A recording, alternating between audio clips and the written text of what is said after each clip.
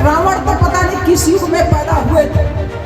हम हर साल रावण जलाते हैं, लेकिन रावण कभी मरता है क्या? घर के अंदर भी रावण रहता है, सरकार में भी रावण है, समाज में भी रावण रहते हैं।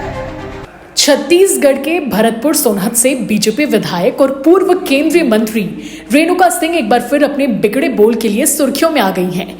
रेणुका सिंह ने कहा कि हम हर साल रावण जलाते हैं, लेकिन रावण कभी नहीं मरता। हमारे मन में भी रावण है, घर में भी रावण है और सरकार में भी रावण है।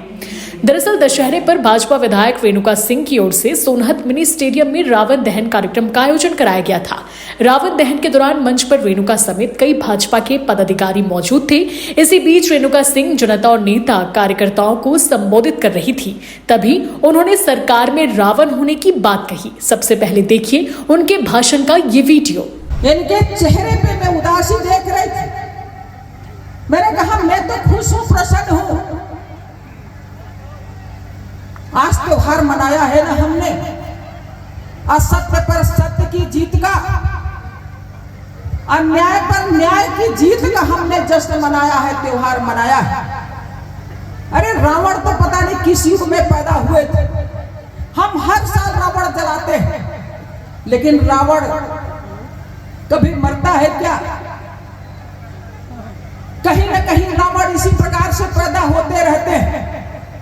हमारे मन के अंदर भी रावण है, घर के अंदर भी रावण रहता है, सरकार में भी रावण है, समाज में भी रावण रहते हैं, लेकिन रावण के अंत का संकल्प लेना पड़ता है। रेणुका सिंह का विवादित बयान अब सोशल मीडिया पर जमकर वायरल हो रहा है।